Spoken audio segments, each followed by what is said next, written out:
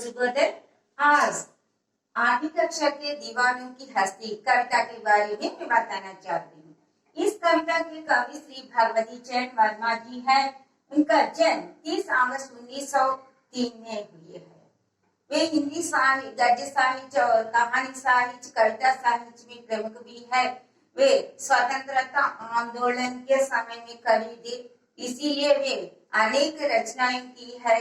स्वतंत्रता आंदोलन में भारतीय लोगों को जागरूक करने के लिए अनेक रचनाएं लिख गई है भगवती चरण वर्मा ने। इस कविता में दीवानों की हस्ती, दीवानों का अर्थ है मैडमैन्स। दीवानों की हस्ती का अर्थ है आइडेंटिटी। दीवानों को हम कैसे चुनते हैं, इस प्रकार वर्णन करते हैं। दीवानों को देखकर हमारे मन में क्या क्या भावना उठते हैं, दीवानों की परिस्थिति क्या है, इसमें वर्णन करते हैं।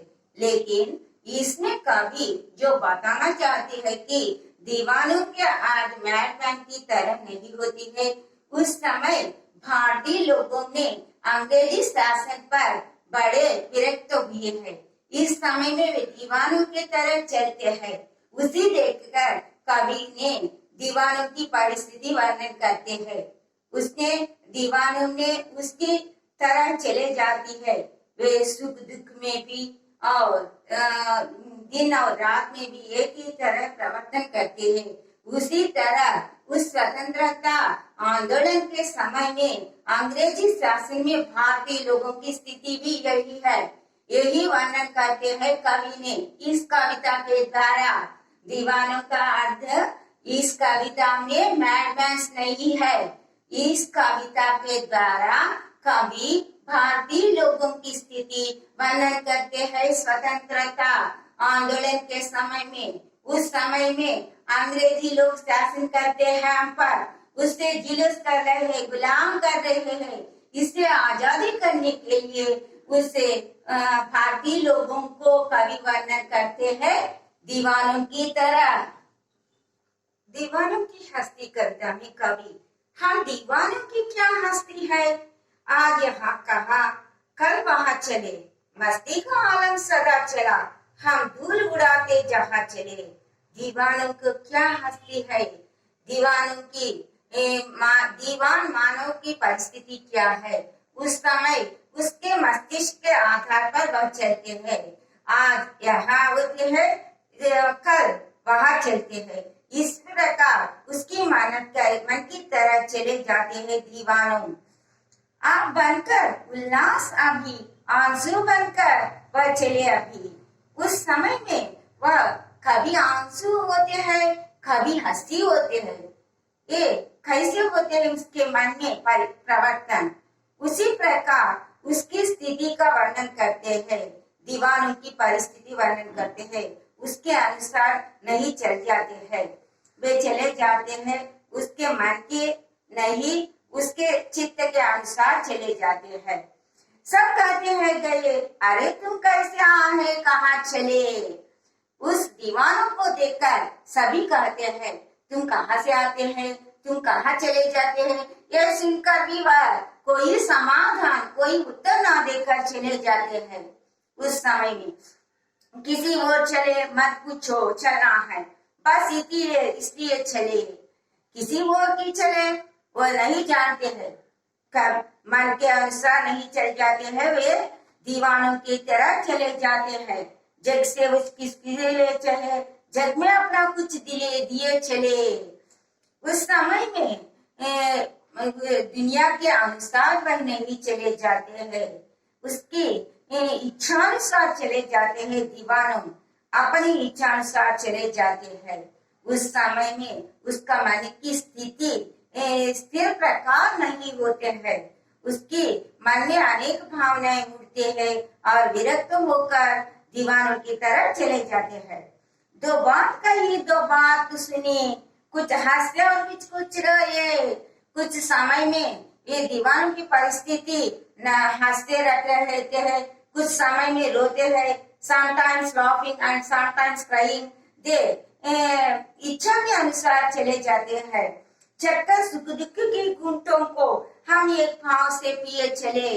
उस समय में उसके मन में सुख दुख की भावना समान रूप से नहीं होती है।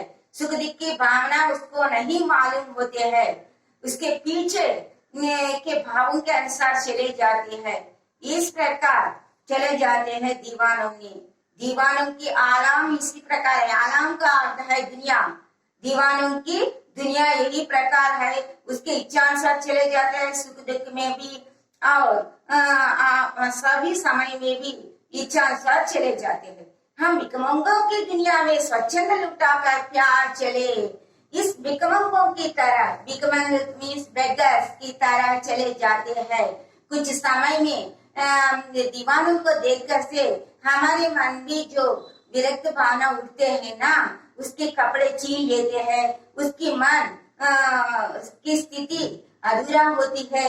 इस प्रकार चले जाते हैं। हम एक निशानी सी पर ले असफलता का भार चले। उस भिकमंगों की तरह चले जाते। उसके मन में अनेक असफलता भावनाएं उठते हैं।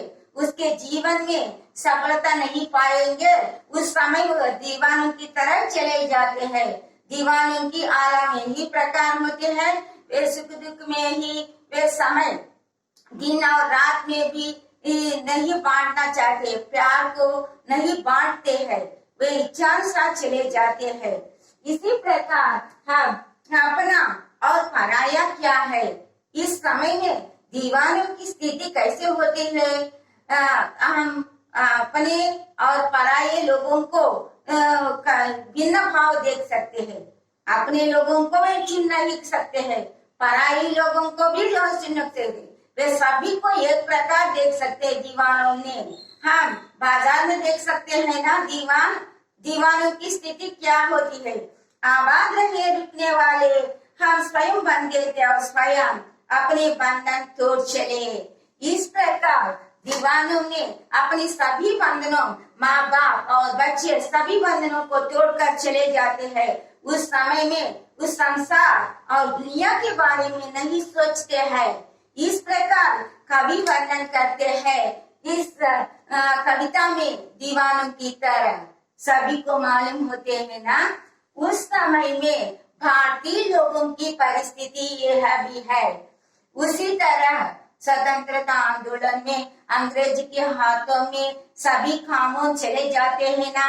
वे भारतीय लोगों को स्वतंत्रता से नहीं है, वे गुलाम से है, वे बंदे हैं। उस समय में भारतीय लोगों दीवानों की तरह चले जाते हैं। उनकी मन की स्थिति भी यही है। कवि का वर्णन करते हैं।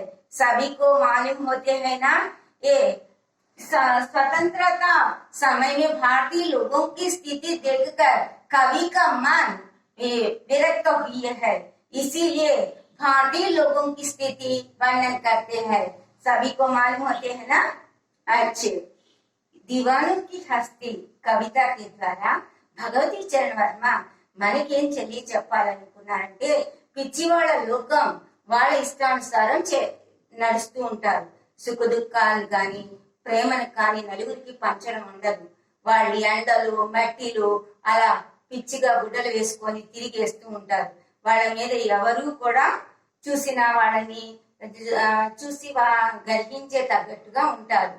అప్పట్లో ఈ కవిత రాయటానికి ఆయనకి ప్రేరణ భారతీయులు స్వతంత్ర ఇంగ్లీష్ వాళ్ళు మనం పరిపాలించే వాళ్ళు మన బానిసత్వంతో ఉండేవాళ్ళు. వాళ్ళ కింద వాళ్ళు చెప్పిన పనులని చెప్పడం, మనకంటూ ఒక స్వతంత్ర భావాలు లేకుండా ఉండటం, ఇవన్నీ చూసి కవి భారతీయ ప్రజల యొక్క స్థితిగతుల్ని వర్ణించడానికి పిచ్చివాళ్ళలాగా వర్ణించి ఈ కవిత ద్వారా మనకి తెలియచెప్పాలనుకున్నారు. అంతేగాని పిచ్చివాళ్ళ మనస్తత్వం అని కాదు. ఆ రోజు భారత స్వాతంత్రోద్యమంలో ఉన్నప్పుడు ఎంతో మంది ఇలా ప్రేరణ చేయడానికి కవితలు రాశారు. అందులో కూడా భగవతి చరణ్ వర్మ అనేక కవితలు రాశారు మన స్వతంత్రత ఉద్యమంలో. ఆ రోజు యొక్క భారతీయుల యొక్క పరిస్థితి చూస్తే మనం ఈ రోజు ఎంత హాయిగా ఉన్నామో మనం తెలుసుకోవచ్చు.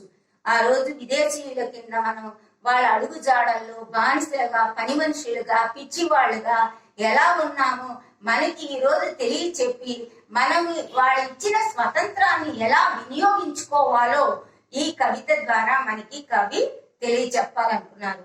इस कविता द्वारा कवि ने हम सिखाना चाहती है कि जो भारतीय लोगों ने स्वतंत्रता के पूर्व कैसे होती है, स्वतंत्रता के बाद हमारी परिस्थिति क्या है, इसको इस्तेमाल करते हैं हमारे पूरे भारत को स्वर्ण भारत करना चाहते हैं कवि ने। इस कविता के द्वारा सभी को मालूम होते हैं ना